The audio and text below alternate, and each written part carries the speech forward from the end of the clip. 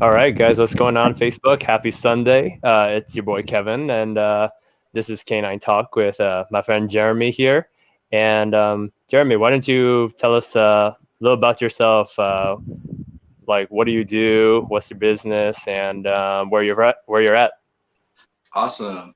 Hello, everybody. I'm Jeremy DeGuc, and I have a training business with my partner named Dopamine Canine. We're just about to launch, our interface to the public. Up until the launching of that, I guess, commercial space, we've just been operating, doing in-home lessons and uh, fostering rescue dogs, doing board and trains, just working from home, basically, up until very recently. But in regards to what I do, I rescue dogs. That's kind of how I got into dogs. I never planned to work with dogs. It just kind of happened as a service path. Just volunteering, recognizing that rescue dogs suffer emotionally, and trying to do something about that. It seemed like a worthy cause, and so that's just really where it started, and it just kind of grew over a long period of time with hundreds of dogs and many organizations, and founding my own organization, and then just doing it independently. It just never stopped, and so that's basically what I do. So now I work with private clients for just pet dogs. I work with rescue dogs that are just independent rescues, and then I work with rescue dogs that are other organizations or helping people resolve their own dog in need of rescue or preemptive rescue. So for me, it's a lifestyle, it's a passion, it's my whole life is dogs, and it's really rooted in rescue dogs. Sweet, man. Yeah, like, what were you doing before you shifted gears to actually like your career towards dogs? Like, what were you doing like before that? So like right out of high school, I was doing coffee at they're like the largest private drive-through coffee company in America now. Dutch Bros Coffee, awesome Oh, business. Dutch Bros. Oh, yeah, I love Dutch Bros. So Travis and Dane, who founded the Dutch Bros. So I worked with them at their original location and learned a lot about customer service, and they were like mentors to me. And so we did an experimental growth model in Eugene. So I moved from Grants Pass to Eugene and did that. It the consumer nature of it, I had some spiritual epiphanies along the way, and like I don't expect people to see things the way I do, but I got out of that business for essentially like moral reasons, right? I didn't want to be just hooking the next generation into some habit they didn't need, and a lot of awesome business. I love coffee, but I got out of it for those reasons, right? Hmm. Um, then I kind of had to get back into coffee because I had no degree. I it was a humbling experience to get out of a amazingly opportunistic gold mine and then have to kind of go back to the same thing, like, and then do it because I had to. So then I ran a cafe. I got into another restaurant shortly after that. That was a fun experience, but didn't work out. And then I went back to coffee. I ran a cafe for 10 years at a medical facility. So I worked for all these medical professionals, surgeons, and specialists. They wanted good coffee, so they like set up their own cafe, and I ran that for 10 years from its inception. And that was cool because it allowed me the flexibility to do dogs Yeah. outside, and coach and do all the other stuff I did. I have a kid, and so I did that, and then I was doing it part-time, dogs, part-time. I really both were full-time. I mean, it was just I did both, and then eventually, in fact, the dog that the pick that you shared, that pit bull that I've got there, that Hmm. was really my first dog that kind of sucked me into being like a professional trainer. Part of that, ironically, was my coffee job. Like they sold the business, and I basically got let go. But at the same time, like 4 days later, I was like heading to the East Coast for a client with all of his pit bulls and helping him move out here. So it was a fun experience to go out there and win the trust of these 6 pit bulls and then fly back in a private jet. And I was like cruising down, looking at the spot I used to work, going, "This is a trip."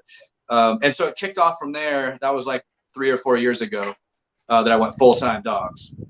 That's cool. That's so funny how you talk about the picture like that. That was like your first.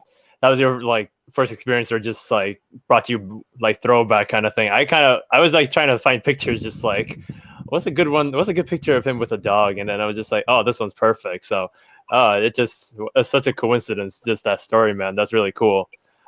we should talk about that dog a little bit. Her name's Journey at some point because she's a perfect snapshot of rescue.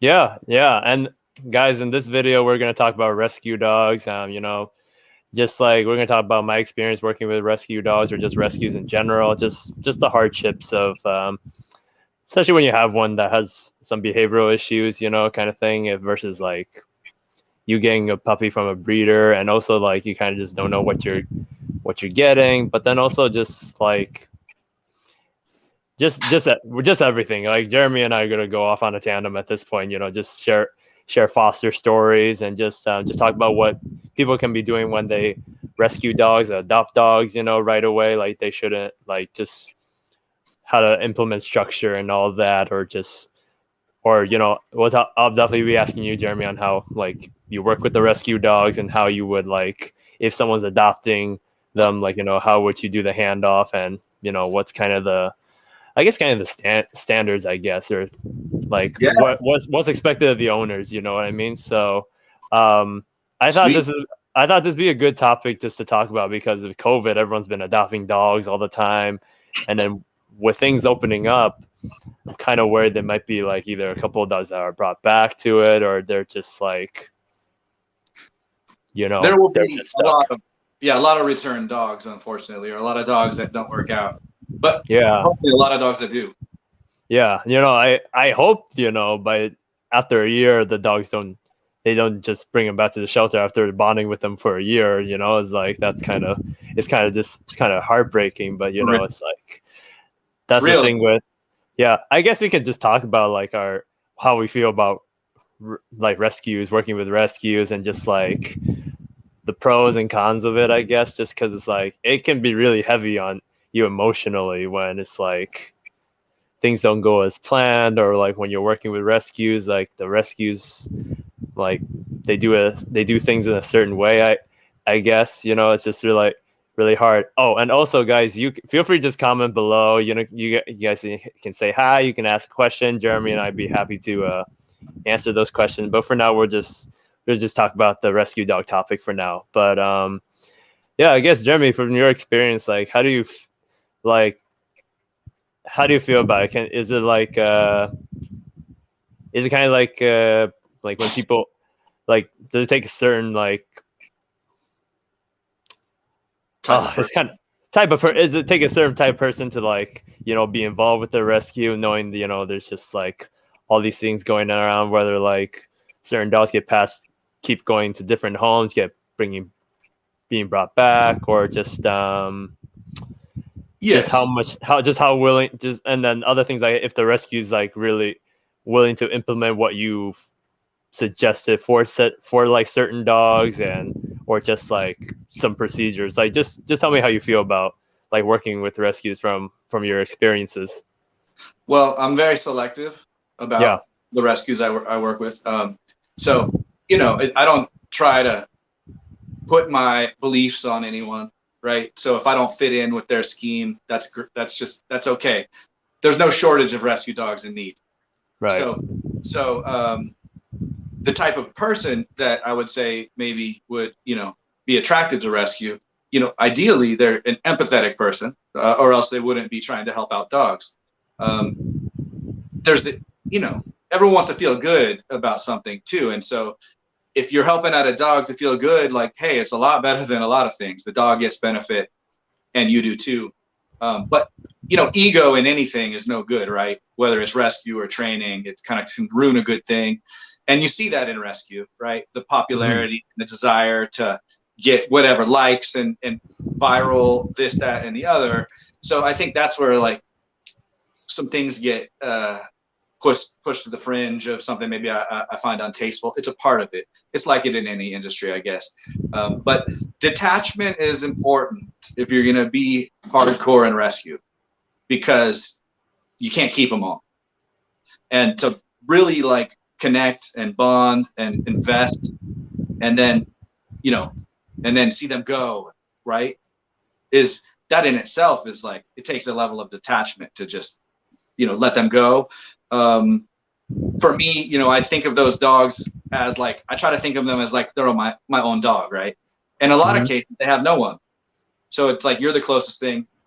that they are to kind of like a special person, a human owner, whatever. So yeah, detachment's important to match the empathy, because you have to be doing it from the heart. And you know, it's hard work. It's hard on the heart. It's hard on the body. It's hard on the pocketbook. People get, you know, they don't realize the investment that it might require, whether it's a health problem, whether the dog's stuck in boarding, whether the dog needs training, whether the dog destroys their car inside or whatever. So, you know, people get into rescue typically thinking a lot of positive things, and that's why they get into it. And then a lot of people get out of it not too far after, because of all the hardships that come along with it, right? So in regards to like what I like in a rescue who gives the dogs a true good chance, sets them up for success. And, you know, to me, my favorite rescuers, they just really don't give up on dogs. Yes, like if a dog's dangerous, you can't put them out into the world. Let's be real. You know, yes, if the dog's suffering, you know, then maybe they need to be put, you know, to peace. So the whole, I don't get caught up in the no kill, you know, aspect, you know, because there's a lot of ways that can be skewed, right? You can say that people can diagnose a dog with a reason for them to be euthanized and not put them on the check of like killed dogs, right? But if you're just really doing everything you can for the dog to help the dogs, and you're supporting them, you're backing them up, you know, I don't know. I'm not one to judge. Like if I can't take the dog, then I'd keep my mouth shut, right? Because it's like, unless there's some type of abuse or like real suffering going on. And I guess that's the other hard part of rescue is like, you can't help them all. And so there's going to be dogs. And that's what stretches people to the limit, to the breaking point, is they take one more than they should, or 10 more than they should, or they have it going smooth and then some get returned. And then, you know, so, you know, people, obviously, if anyone's watching and they have any specific questions, I would love to answer any of those, because I've seen a lot of what can go wrong in rescue from a variety of angles. And obviously, you know, helping people avoid those things like is very valuable, you know. But in a nutshell, rescue is huge and vast and broad, and it's not what like a lot of people want to look at it like, oh, it's like this, or, you know, oh, it's like that. It's just, it's broad spectrum. So what I focus on is, I kind of stopped rescuing. Really, I tried to stop rescuing, you know, a few years ago. I wanted to transfer from rescue to training because of the hardship. Yeah, I had enough. Yeah, I totally get you, man. I mean, like, yeah, like my mentor Heather Beck, you know, I went to shadow her, and we went to like we went to the dog shelter like to eval dogs, and you know, she really she talked to me about just something called reality rehab, you know, where it's just like, you know, you can't save them all. Some dogs are just too dangerous, and like, you know, if people just like people working at rescues and having rescues have a good heart, but then it's just like, it's also, you're also doing a disservice for the community or the public if you like, if this dog that that's a certain liability goes off to the wrong hands, and then just like, you know, lets the dog go off leash by accident, or, you know, like goes after a kid, or like goes after or kills a dog, you know, it's like, like if we had been preemptive about it, you know, like we wouldn't have had said incident and things like that. And I work with a local rescue right now, and there's like certain dogs that are just more challenging more than others, you know, and I would tell them, hey, you know, these dogs need this certain kind of owner, and like they also just need some of this to just enrich them, or just help them out, or, you know, like I just think some dogs are just too much for general people, you know, pet owners, right? So because it's like, when people want to go to a shelter or a rescue, they want to adopt like a dog that's good with other dogs, good with other people, but then in reality, it's like all the dogs in rescue and shelters are usually sent there for a reason. And so it's just like kind of thing, like all these, like they're just taking in more dogs while they still have dogs with all these all these things. And it's like, I feel every time I have to like tell the rescue or like certain owner that their dogs are like wouldn't do well in a rehome situation, or like, or just too dangerous in general. Like, I hate when I have to talk about like, having them rest in peace, or just that euthanasia topic. It hurts me too, because I have a foster story that, and I'll talk more about it later on, but I basically had the foster dog for like a year. But it was kind of the thing where I could handle him, but other people that was watching him, he didn't care, and he would hurt them by accident. Like, he was a big brindle pity. But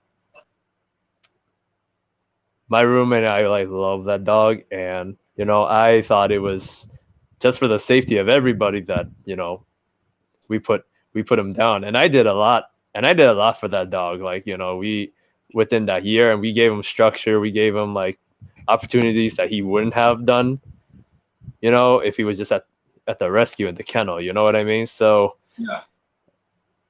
And it kind of takes a toll on you, because it's like, when you're fostering and you've done all these cool things with the dog, and you're just like, you're implementing structure and he's doing good.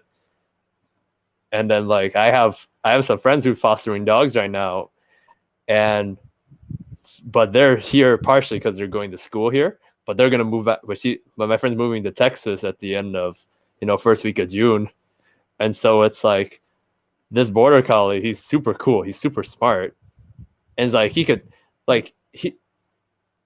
tolerate people. Like, he's people reactive, but it's like, if you give him stuff to do, and then you do a certain way of bringing him into interact with people, he's perfect. But it's like, what's going to happen like when the owner decides, to not keep it up, or like, it's just like the upkeep or the maintenance, because people get too comfortable, and then they let the dog get a little too far. And then it's just like, the dog is like, oh, the dog snapped at somebody, and then it's like one or two strikes, and then nope, I don't want the dog. It's kind of, so it's just like, for me, it's it's super tricky. And it's like, I want to, like, I love to help out, like, when I started out working with more clients, I was spending a couple of days working with the rescue dogs, taking videos and then sharing it on Facebook, like, hey, this dog can do this, and looking for a good home. And it worked for like maybe one or two dogs, but it was just like, sometimes too, when the work you put in doesn't get continued by the rescue or the foster or whoever adopted him, it kind of just hurts you a little bit too, that this dog enjoys doing this stuff. But that's how I feel. But that's just like my thoughts, or a little bit of frustration. Yeah, and that it weighs. That's a burden. That is something that nobody wants to feel frustrated after putting forth a lot of energy and heart, and like, giving into something, because that brings attachment, right? And then the attachment is what connects us to the suffering or the hardship. Yep. But in regards to dogs who must be adopted by God, put to sleep, that, for me, there's nothing worse. There's nothing harder. There's nothing more burdensome than that. Yep. Right. And I know that by looking back, and even when a rescue dog who had a successful life passes on, it brings me to that place. On one hand, it's finally complete. That's a successful rescue. They've lived out their life. They passed on. They were loved. They didn't die in a shelter. They didn't die sad, alone. That, to me, is the ultimate success of rescue, after the dog passed away in its home, right? So there's like almost a sense of relief. It's like, like, you finally made it, right?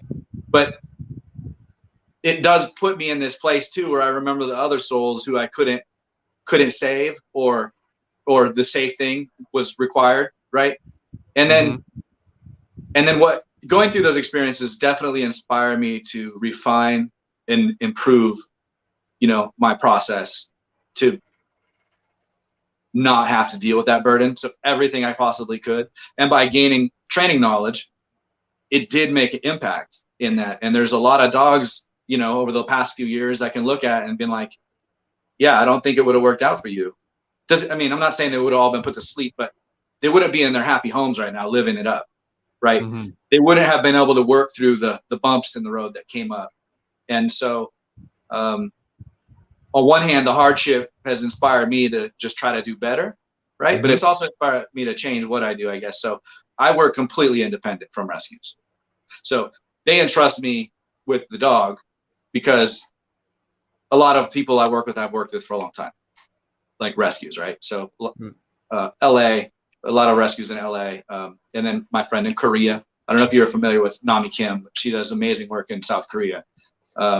So it's just like, I got to be able to do what, if you don't want me to, that's fine. Like, I don't got time for that, right? Like, if you want me to take your dog and I have room and time, like, I will do everything I can in my power. It's not just my power.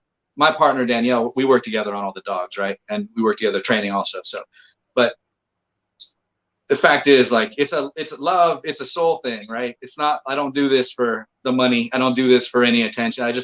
For me, it's about, you know, I always wanted to serve people, right? But it was almost like I didn't feel like it was justified enough to just really invest all my life in serving animals or dogs, right? When I could serve people. But along the way, I realized it helps people a great deal, and dogs help people a great deal, and whatever. I just feel like this was my path. You know, I had no plan ever to do dogs. It kind of happened by almost accident, right? And then at a certain point, I decided I want to do this. And that was at a point where I decided I need to get out of rescue and I need to focus on training. And what happened is I got to train a lot of rescue dogs still.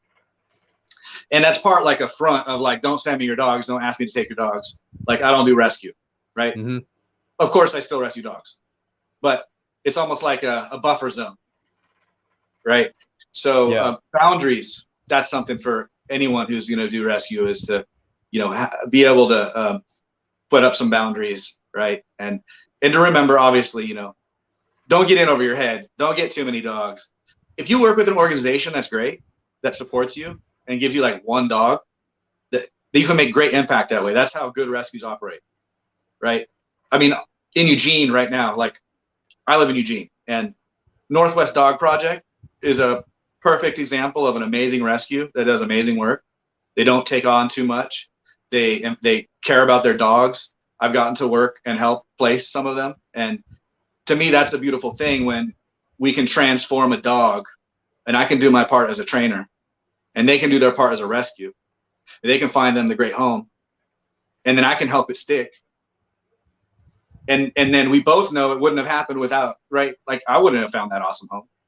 I don't have that outreach, but so, you know, that's another tedious process, finding the homes, right? And screening the people, and then dealing with the returns. If you have behavioral dogs, they're going to get returned.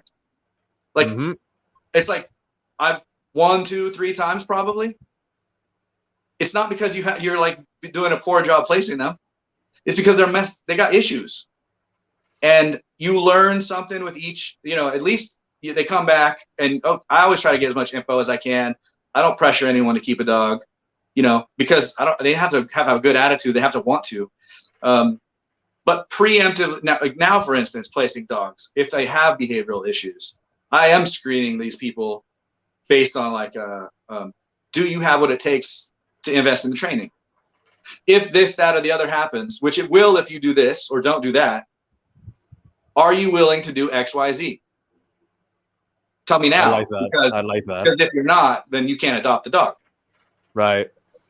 Yeah, I really like that. I really like that point, just because it's like, you know, I like if you have a dog that doesn't like children, let's say, it's like you, but then I can't give this dog to you if you're gonna bring this dog to like little kid parties, or like, you know, just, or like or like, you know, just examples of that kind of thing. Or if like, oh, I can't give you this dog that's dog selective if you're that guy that wants to have a golden retriever to go into the dog park with, right? So it's just, I wish we could have a better screening process at the rescue I help out at, you know, but it's just like, because it's like I really want like homes for these dogs, but it's like finding like the owners with the experience and like just also the knowledge, but also just like I tell my fosters and like other people too, you know, it's like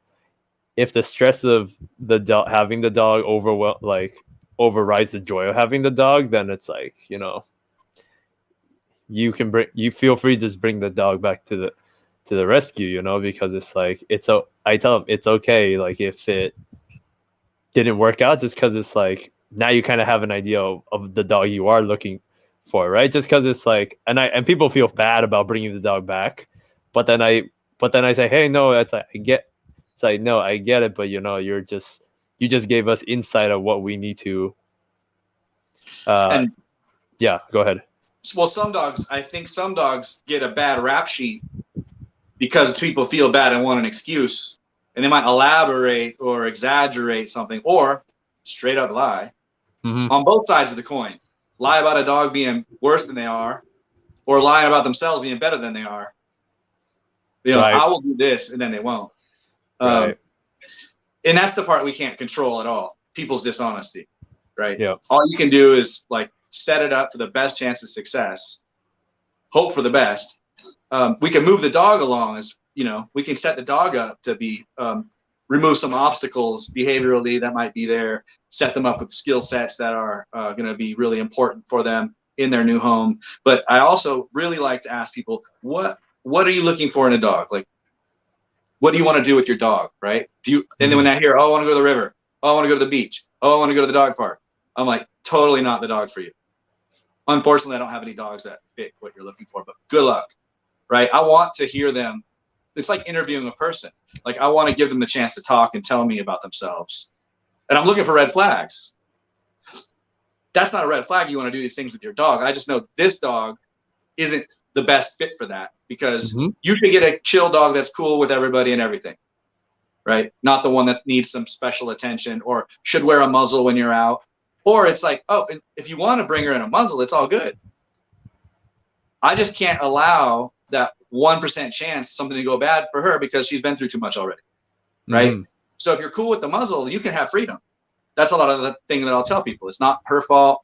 It's not your fault, right? If something happens, you know, off-leash dog comes up and your pit bull's on leash and the pit bull ends up in a fight, you know how it goes. It's traumatic for the person. So I just think if you're going to remove teeth from the one dog of the equation, it always makes things easier, and you can't blame that dog, right? Right. So yeah, setting up for success. I mean, with the training part, I've actually been quite amazed over, you know, last couple of years how big of an impact the training element can make for the dog finding that match. Not only in the actual behavioral change and transformation in the dog, which is a massive part, but the, you know, they just become way more easy to manage, and the communication system with markers, with some place work, with a, you know, a charged up place, you know, platform that goes with them. Like that's like, hey, you have to be willing to use a crate. You have to be willing to use a place board, right?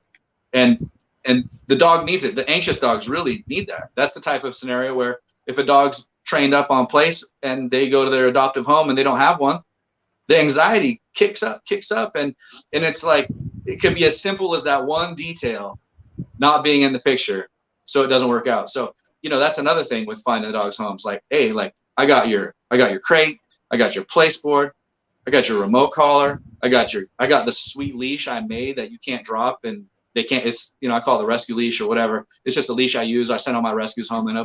And it's because I can't afford to drop the leash. I can't afford the cost of knowing that something bad happened to that dog or someone. No way. Yeah. No, I hear you, man. I mean, it's just like when you, especially like since you've already done, like you already know the dog, and if you're like, okay, you know, this is what I think would be the ideal situation that this dog can do. This is and these are situations that I don't think the dog will do very well in. You know, it's just like also just knowing your dog, because it's like there's a huge spectrum where it's like one side of it's really a low spectrum where it's like they're all good with dogs, and then it's the other spectrum where they're really bad with dogs and like killer Cujo kind of thing, and then the middle of it's like dog selective or or just needs like accommodations with certain dogs, you know, or just like doesn't get along with every dog, you know. And then it's like, especially when there's so many pit bulls out there and rescues and shelters, and it's like it's kind of like I'm gonna quote Peter Parker from Spider-Man. It's like with with great power comes with great responsibility. So like with the rescue dog, because it's like, one, you didn't have him as a puppy. Two, is like you don't know genetically how he was, and it's like he already comes with like these things, these quirks. So it's like it's up to us to just know, it's like hey, I'm aware of your quirks. Okay, I'm gonna help you out, and like I'm gonna either help you through them, or if I know there's a situation that I know you don't particularly do well, and I'm not gonna push you to do that. You know, it's like Well, me one trying to thing, bring, yeah. the just discovering what the quirks are Mm-hmm. is a great service for the future of the dog and for the people. Because if you don't have the history, and that's one thing, I guess, with shelter environments, it's not really known how the dog's going to behave in these normal life scenarios. Whereas if you have an ability as a volunteer or as an independent rescuer or a foster, you can see how the dog responds, and you just get a better picture. And that better picture makes them more adoptable. Or it's not like it's going to make them less adoptable, because the issues that might arise will get them returned. So you prevent that, disruption in their Yeah. path. But yeah, I'm with you on that. Helping them just, I think embracing them for who they are, Yep. right, rather than expecting them to be someone that they're not, is just like, that's where you start, right? Yeah, no, for sure. Because like I've had like oh, hold on real quick. So Jason, yeah, I know, I love your hair, man. That's What's why up? I did it just for you, man. Let's see, what training? He's asking what training is mandatory for adopters. Um, So well, I mean, I'm not 100% sure exactly what you mean, right? Because it does depend on the dog. I think, like, if it depends on also the extent of the training that the dog has had. The key is to pass off everything that exists. If the full communication system is there, then the go home session is very extensive, almost like a board and train go home session and a training lesson. yeah. And then I'm on standby with phone support if needed. Yeah, here we go. Yeah, Jason's in Brooklyn, and he works with North Korea Rescue down there, and they all have to do like a few days after adopting a dog to go see a trainer that they have listed. So Jason's one of them. So I work with a rescue that requires their adopter purchase a training program with recommended trainers before they adopt the dog, and I found a lot of success in keeping them in the homes. So yep. Yeah, righteous work. Thanks for doing it, and that's awesome. And I know that's one model for rescues to do, and I have a ton of respect for any rescue that has such a high criteria and a bar for their adopters, and especially with the meat market dogs. Yep. Korean Because Canine Rescue, that's the name. Yep. They have a lot of issues, right? So yep. So in regards to the question of what do I do for dogs who would adopt from me, typically it's similar. The rescue, I know some of the rescues will do that. Like they'll adopt the dog to the person if they have a session or two with me. They'll even pay for the session. But for me personally, if it's a dog that's been in my care, the rescue is finding the home, and the training that they're getting is from me, and I'm doing it in home, on site, specific to the dog, specific to their lifestyle and their dynamics. And I stay as long as needed. And if it's not a good fit, I leave with the dog. And if it is a good fit, they don't need to follow up, but I'm available for follow up as needed, whether that's like 2 a.m. on the phone, or whether that's like, simple, quick question. I always really encourage people to reach out so that they don't have doubt, right? I think confidence in what you're doing is very important. And so, yeah. So I love that. If a rescue incorporates mandatory training for their placements, I think that's above and beyond, and like definitely like A+. Yeah, no, I mean, definitely. I mean, a lot of people also do it too. Like, they may take the dog to like maybe like a one, like maybe like a group class or something, and then it's all good, all good. But then it's kind of like, I think just most clients in general, where the dog does something dramatic, and then they call the trainer to be like, well, what do I do about this? And then that's where it's like I have to like get the information. Okay, like how, like when did this start? And then like, and I kind of get to the point where in my head I like mentally ask the owners, I'm like, how come you didn't seek out a trainer kind of before the incident happened, kind of thing. It's just those certain things. But yeah, it's like going back to just advocating for the dog's well-being, or just the individual itself. It's just like I had stories where a couple of the rescue dogs that are that I've helped out, or kind of worked with, they're either like super have really big stranger danger, or just like need reassurance that Yeah, the owners can keep them safe from like strangers, or like give clarity, give structure, and just have a protocol that's like, okay, don't worry about these people, they're my guests. Okay, don't worry, they're not going to touch you if you don't want to be petted. Like, okay, go to your place, or hey, go to your, like, get behind me, kind of thing. But then you always get like these people with like that expectation, like it's like, oh, I want a dog. Oh, I want a dog that's good with my family. I want my dogs to like how you said, you're asking them like, what is it you want to do with this dog? And then I tell them, it's like, I'm sorry that it's like I get it. I know you want a dog like this, but this individual dog isn't, you know, I ideal. And then it's kind of like when they first get the dog, they're just like, yeah, I guess it's kind of an ego thing, I guess, or they're just like, oh, we never brought back a dog from a dog that from a rescue or yeah, shelter we got, and then it's kind of like, well, or like one foster, like I remember, like had a beagle mixing, and he was super. She wouldn't bite, but she's just barking all the time, and she was super like insecure every time I meet up with her, like twice. But then this certain like owner, like she was just like, why is she barking? And then she's like, I want her, like, I have family coming in and out of the house all the time, and then like we got grandkids.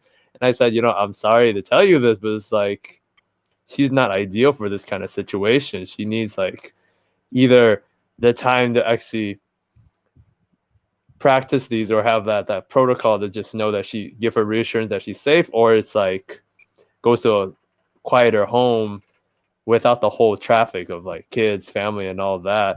And it's kind of like I tell people all the time, it's like if you want like this happy-go-lucky friendliness, and it's like, and I told her all, and I was like joke, and I always say like, it's kind of sound like you want a golden retriever versus like this dog. So it I've it's definitely started bringing to, the expectation. So, but yeah, go ahead. well, I think I've having so many of those experiences along the years. I'll try to overstate at the right time. I'm not trying to talk people like, hey, this dog sucks, adopt it, right? But once they want the dog or interested in the dog, then I might overstate their issues as like, oh, you definitely don't want this dog because they'll be barking at your family when they come over if you have a lot of visitors, or like, oh, you want to go to the beach, like, no, why don't they'll ask, well, why? It's like, well, do you care if he accidentally kills a dog, right? Do you care if he kills your dog? Like, it says not good with dogs. You tell me you have a dog. Why are you wasting my time? Do you care if it, like, right? It's so being blunt and overstating. Now, sometimes that turns into them. I've had some times where that works out fabulous, and I listen to them tell me why I should still consider them, even though I'm saying it's not a great match. I have this pit bull named Finn. I'm like, you're not going to a house with no cats, no dogs, no kids. And I had an awesome video of him. He was a beautiful pit bull, hilariously looking dog, right? But he was a dog from the shelter that was about to get put to sleep. Like, if I didn't take him, he's getting put to sleep. So, and I ended up, this family was like, please, like, give us a chance. Like, my kids they don't care if they get knocked over by a pit bull. I'll be watching this dog. I have, he had a 10-foot fenced yard, and I was like, well, that's a bonus. And he's like, please give me a chance. And if it doesn't work, in a day or two, whatever, like I'll bring him back to you. And, that worked out so awesome. Had a little dog, had a cat, had like an infant, had multiple small kids. I went back like a year later just to check up, like no notice whatsoever. Showed up, and guy invites me in and is just telling me how it's about to be his favorite part of the dog's day, which is when they go to the school bus stop to get the kids. And, that's an example of this dog. I'm like, you're not going to this, that, and the other. And I decided to override that based on the level of commitment and experience of the person. And of course, I went and I did the home check. And if it wasn't good, I was going to leave with the dog. But that's a rare example of when it works out. Most of the time, it's the opposite. They say they're going to do this, that, and the other, or they won't do this, that, and the other. And then they do it anyway, right? That's what's frustrating. That's a burden on rescuers. That hurts. It's disappointing. It's sad for the dog. It's untimely. Like, hey, this dog you adopted 3 years ago, I need you to pick him up in an hour. What am I? Oh, your problem now? Nah. So those types of things are an example of like an unknown burden in rescue that unless you do it, you don't really know about so much, right? Something to, and that was one of the reasons I really stopped rescuing too. I'm like, I have too many dogs out there that were behavioral rehabs. Like I'm retired. Like they'll come back to me. I'm sure. Like I shouldn't put any more out there, right? And luckily, not too many have come back. I've rehomed a few along the way. I have, one now or two.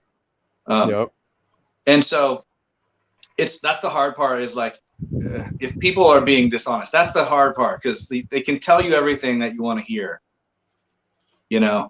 doesn't always mean they follow through. But for every bad story, there's a good one. And for every bad person who returns a dog, there's an amazing person who adopts one and stands by them and their dog gets to live out their life with them. So it's definitely peaks and valleys in rescue.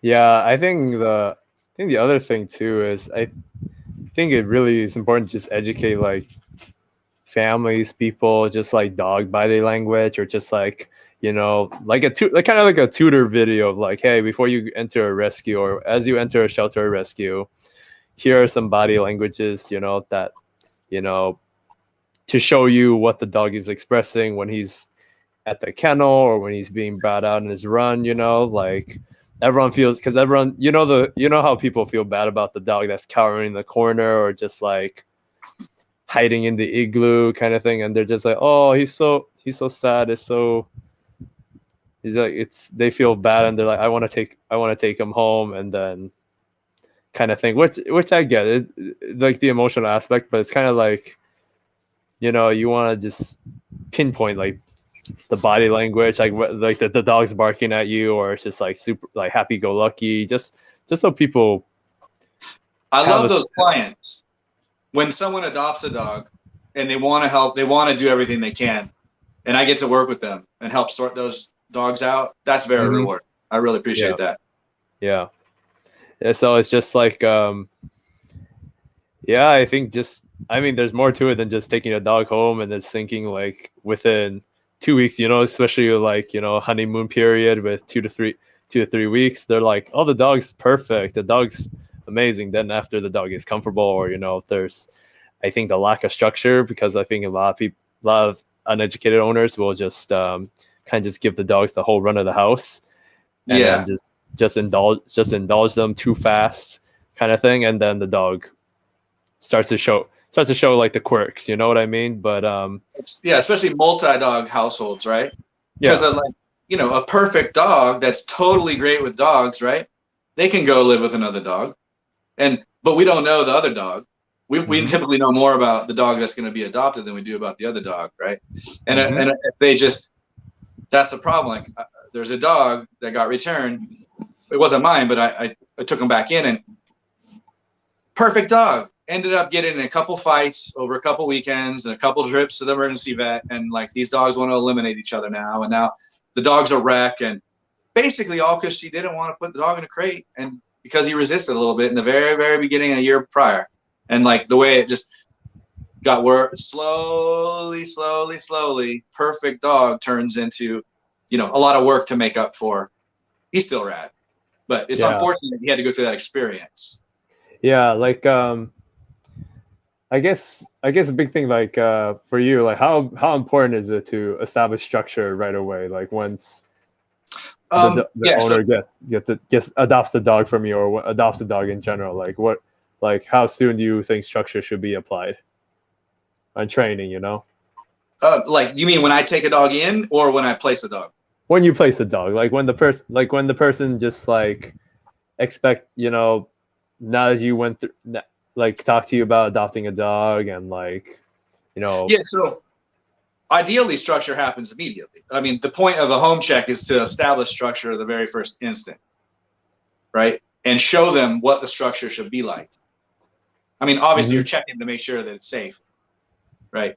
But I think I try to set people up like, hey, and it does depend on the dog, right? If it's a dog who really needs the structure, then obviously I'm going to be very upfront and demanding of the adopter as a criteria for adoption, that you're going to continue this structure of, doing the feeding ritual in this way as a training exercise, right? And some dogs, that's just the only way you'll possibly get into their circle of trust. Some of these dogs, they're not going to bond with the person immediately, and for someone to sign up for that, and they're willing to put in the work with that structure, that's the work, the structure. That's awesome, right? And so it does depend on the dog. Like some dogs, they only need a little structure. Some people, they're like, hey, like I don't use crates. I'm home all the time. I'm with the dog all the time, right? And so I'm not going to be like, well, you can't adopt the dog if you're not going to use a crate, right? That's just perfect life for the dog if it's actually like great, right? And so, but I get people, if problems arise, this is what we'll need to use to address it. So how do you feel about that? And if they tell me they're cool with it, then I'm like, okay, right? So we can proceed.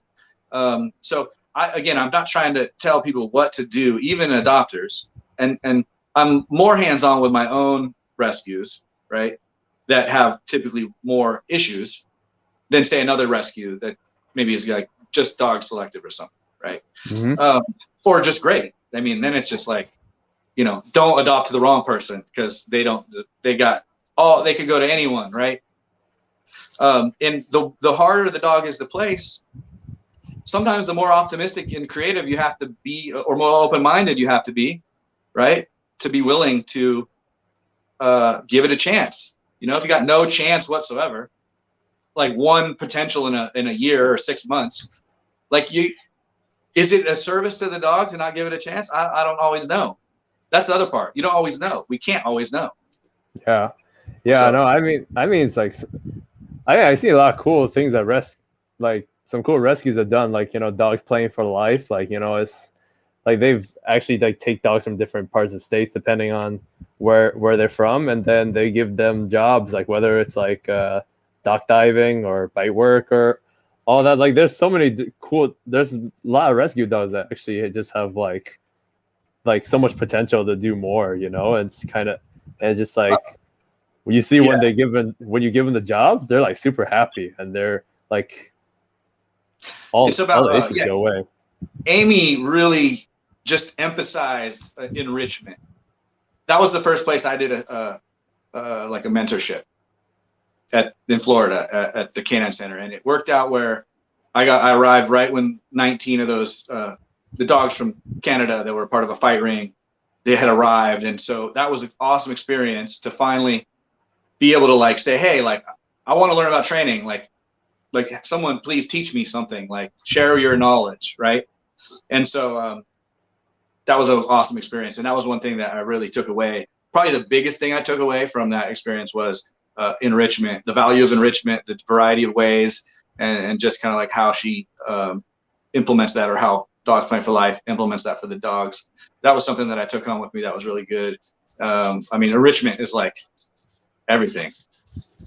Yeah, and I think too is just really important. I think especially like when they go from the rescue or the kennel kind of thing, and then they go right into the home, that they're kind of provided with that, because I'm pretty sure like some of the like rescue shelters, they're not as enriched. So as soon as they get into home, they're kind of just like, oh, look at the shoes. Oh, look at the, like all these fun things I could mess with, and the dog. And some owners are like, oh, he's he's tearing up the house. I'm like, no, he just was very under enriched, So it's like I definitely want to like give, like I feel bad for the dogs too, but it's just like they just want to do something, So it's like you got to give them something to make them happy, otherwise they're gonna go. And You I have don't to know. satisfy their drives. Yeah, you got to fulfill the needs, mentally, socially, physically, and then you have a happy dog too, So it's just I mean, just in general, like just people watching is kind of just like, or just pet owners watching. If you have a rescue dog, that you need help with, just look for a trainer. It's because like for me, I've helped several dogs stay at their houses just with a little bit of just like some guidance and just helping out, and it's one less dog going to the shelter and to the rescue, and Yeah. it's like I have a, like I love rescue dogs. I love rescues. They like they do the hard stuff that most people can't. It's just too emotional, It's like, and we could definitely talk about maybe like a foster story or two to wrap things up, but no, it's just hard. It's just hard at times to just help out, because I get too attached, I say, or I get too emotional with it, because like it's like I love all dogs, and I just want the best well-being for all the dogs, even though the ones that kind of don't like me right now, but it's fine. Yeah, earning their trust, teaching them they can trust someone. Yeah, That's yeah, even the dogs that don't succeed at finding a home, and actually the dogs that must be euthanized, if you can take them from a miserable state that a lot of them are in and give them enrichment and some value to their life and some love and some, something good, then is it really a failure still? right, Right. Didn't you help that dog still? right. Yeah, no, for So sure, no, for sure. seeing the light in it is a huge thing. Yeah, if you want to do rescue, definitely look on the bright side, right? Yeah, I mean, it's kind of like the harsh reality with like that I kind of was just like trying to kind of just let people know in general. I mean, it's like I try to not make this talk like super dark, but it's just kind of realistic in a way. I mean, it's like, what do you think? Do you see people are more aware of this, or it's kind of just like, What you mean? Are you talking about euthanasia?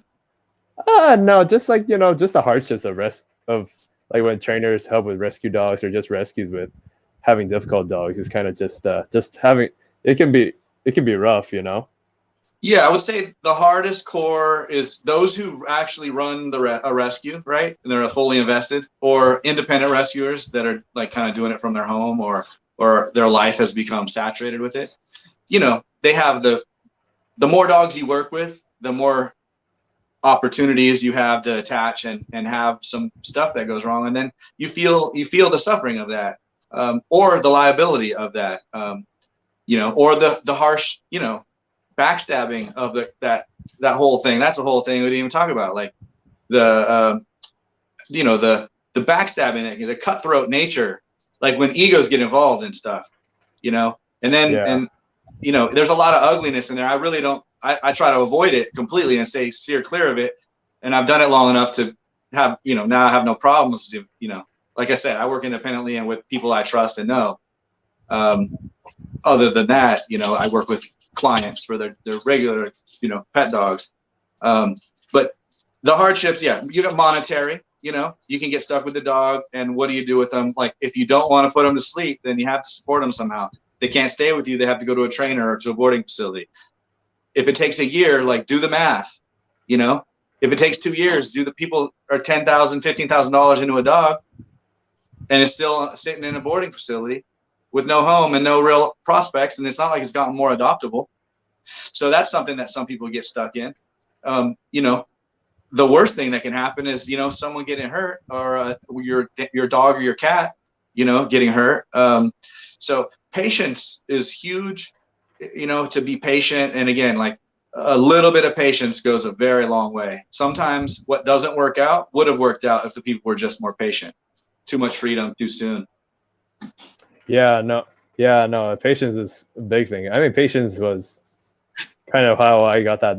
I had that foster for a year because like I guess the big thing was like he was just hyper aroused. It was like when he got aroused, he would just like tug sleeves and all that, like bring people, like make people fall. And it was kind of like he didn't do it to like hurt them, but it was that arousal that really like hurt. It was the arousal that hurt people. And I've had him for a year. We did a lot of structure, we did a lot of training, and he got along with my dogs. But he was also a shark. When there was a dog fight, he would just jump in to it. But it's like we did a lot of stuff. We did pack walks with him. We did like we bound the field trips. We took him to like we took him to this big off leash hike kind of thing, and he was on a 30-foot, and he got to enjoy being a dog. But then there was a certain point where I was also we were also moving to a different house that probably wasn't an ideal situation for him. And every time I would go to a workshop and board him, he kind of acted out because like like changing patterns, changing routine. Yeah, and it was like one real bad situation, and I was just like, oh, I was like, I had to make the call, and we did a lot. And did he attack someone? He grabbed some. He like grabbed on the sleeve and couldn't really let go, and didn't really let go until like, they had to use a dog bowl to bang his head, and then it was just like, if this is going on without me, then I can't imagine just placing him into a home and like really scaring someone, because he didn't have a mean bone in his body, but it was just like when he got into that hypo arousal at the same time. And I wish I wish I had what I learned to, like, now to help him. But me knowing this dog for a year, it's like, it's like I did the best. I did all the things before. I did all the cool things with him, like before we had a home vet come up to do it in front of the house and it at peace, because I would never send him to the vet to actually get put down. I'd rather him right here in front of the house. And we gave him like muffins, we gave him pizza, we gave him all the good stuff, and send him off the right way, and it kind of just dropped my heart, and I was really hard on myself for those 2 weeks after he was gone. And so I guess it's just like after that it kind of burned out my passion for foster and rescue, just because I didn't want to go through that. But I feel like I wanted to express that for people, or just like have it on something that I can share it with. Like, I know it's not. Hey man, I feel you. And there's dogs that I've taken where I'm like, it sounds like this dog needs to be put to sleep. Just so you know, if what you're telling me is true, I don't know. Some of those dogs, it wasn't the case. Some of those dogs have found awesome homes. Some of them, it was totally the case.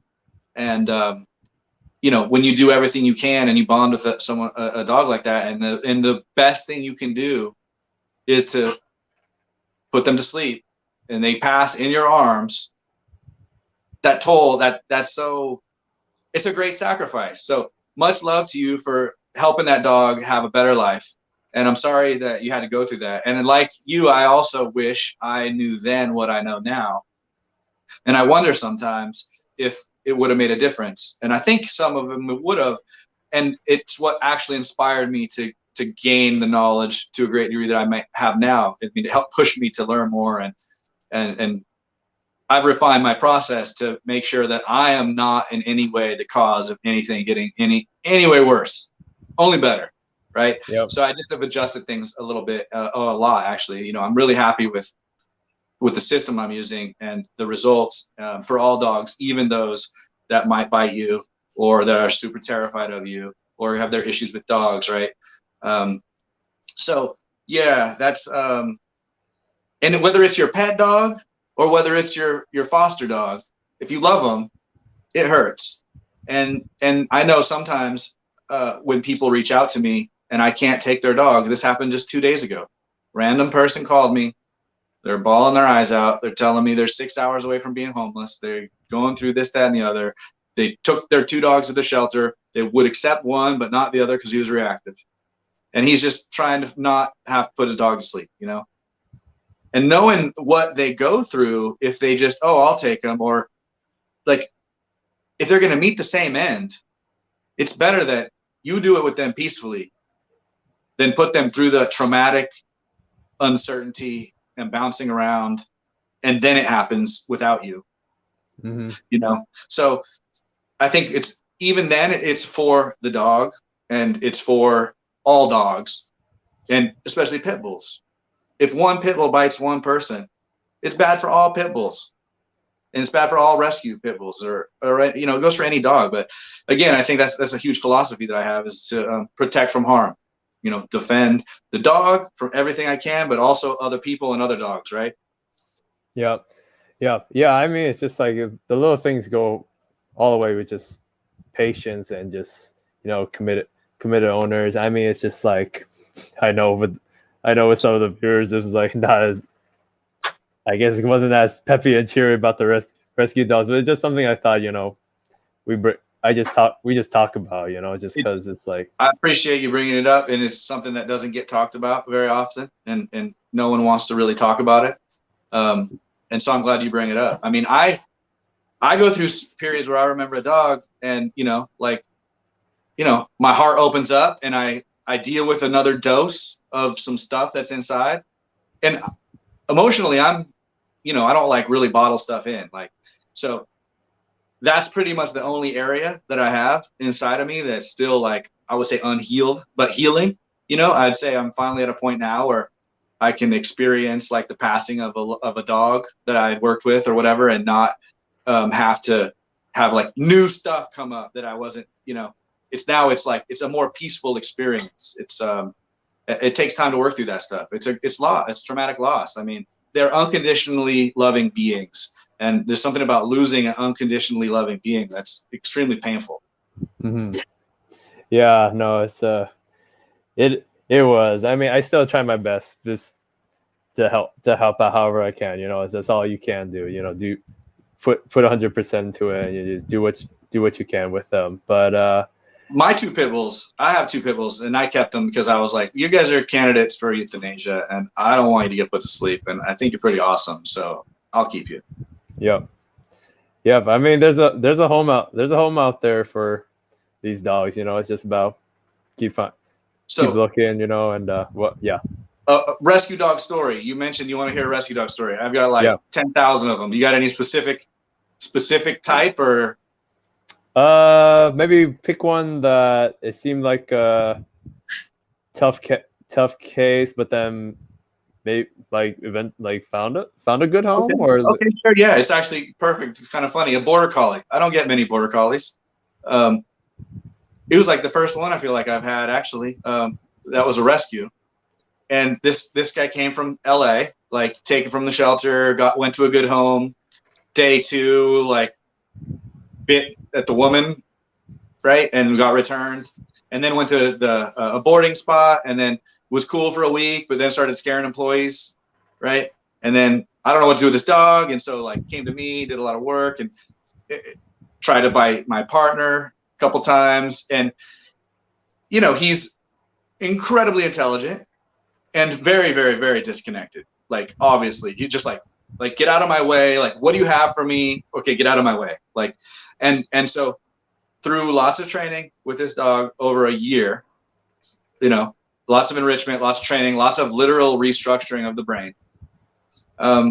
He was finally ready to be adopted, right? And we had this awesome couple that had 2 border collies that had passed, and then they were ready to get another couple, and they thought he was awesome. Charlie's his name.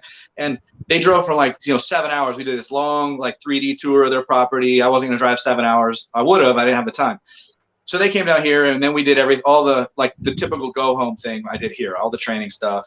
They were just amazed at this dog, blah, blah, blah. But I told them, like, he's, you know, got trust issues. Don't push him too far, too fast. Handle him. And he was a dog who needed hyperstructure, right?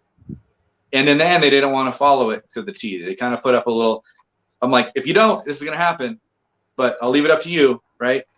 So what happened was 4 days later, maybe 5 days later, he called and he was saying like, having some concern. I talked him through the first thing. The next day he was like, yeah. Well, he told me what happened on like the day 1 or 2, and he was like brushing his stomach, right? Which was that in itself for this dog was like a huge thing. I was like, wow, that's impressive. But he said he started to like bar his teeth at him, right? While he's brushing them. I'm like, okay, well, what'd you do? He's like, well, I know I shouldn't have done this, but I did this with my dog that I had for 15 years. And I only did it once and it worked. I was like, okay. It's like, so what'd you do? It's like, well, I bit him on the ear. I'm like, okay, what did he do? It's like, he bit me back. I was like, okay. Oh, goodness. He's like, I don't blame him. And that was one thing. He was trying to work through it. He reached out to me for support, but he didn't mention that. And then what happened was they had a fenced deck area, and he was the type that would challenge you. Like, I don't want to do what you want me to do right now, and I'm going to challenge you. So it's just everyone he's going to do that to. It's how you handle it, right? So he didn't handle it right. He kind of tried. He went out, and then dog came in and was like, "Ha ha, try and get in the house now, sucker." So again, this is a dog that, yes, he bars his teeth, and yes, he nips, but he doesn't do like. He's not really dangerous, in my opinion. Like, he's not going to go bite some random person. He's not going to go. He's great with dogs, super well trained, and he's just like, you can't go reaching in his face and grabbing him or biting him in the ear. So he got returned. And then finally, after more work, now he did the same thing to my partner. I'm like, after knowing her, I think she had worked with him even a few times, but she was going to teach him a trick, trying to lure him upward, just presenting food over his head. Just, it's like, whoa, bro. So that was way back. He's just continued to develop and get better through lots of enrichment, lots of Frisbee, lots of training, lots of fun. So he finally got this retired couple. They didn't have kids. They wanted a dog to go hiking with all the time. And anyways, it worked out awesome. They came, they met him, they liked him. We did the go home. They followed they were even opposed to the like remote collar use. They didn't want to use a remote collar, right? But I'm like, if you want to, without conflict, deal with these issues in a very easy, effective, subtle way, this is your ticket. The last family didn't want to do it. It didn't work out. So if he does this, that's the best way to handle it, right? And they got on board with everything, and they opened their minds to this, and it worked out amazing. He's got like an amazing life. They had some hiccups. They had some issues. He pulled his business. I knew he would pull, right? That I told him he would pull. But it worked out. They worked through it, and he's living it up, going on 5-mile hikes along the river every day with his dude playing Frisbee. He's probably the most well-trained, Again, he's a behavioral case. He's got issues behaviorally. His brain's not right. It's not normal. With the right fit, he's amazing. And he's set up now, and he's living it up. And, that was a real big happy success story, because the type of dog, like, well, how am I going to put you to sleep? You're rad. I would have kept him.